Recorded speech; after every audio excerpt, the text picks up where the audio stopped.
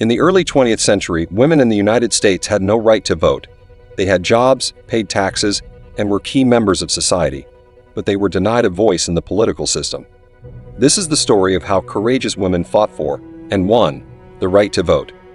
The fight for women's voting rights began in the mid-1800s. Leading the charge were women like Susan B. Anthony and Elizabeth Cady Stanton.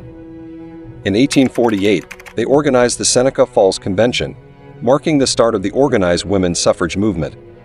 In 1869, Stanton and Anthony formed the National Woman Suffrage Association, NWSA, dedicated to securing women's voting rights through a federal constitutional amendment.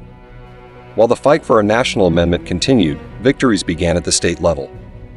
Wyoming was the first state to grant women the right to vote in 1869, followed by Colorado, Utah, and Idaho in the 1890s.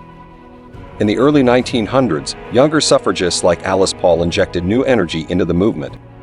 In 1913, she led a massive suffrage parade in Washington, D.C., right as President Woodrow Wilson was being inaugurated. By 1917, suffragists called the Silent Sentinels began picketing outside the White House.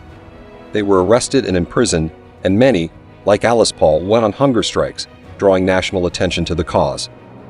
World War I shifted public opinion. As American women stepped up to work in factories and support the war effort, the nation could no longer deny them their right to vote. Women have proven their contribution to society went beyond the home.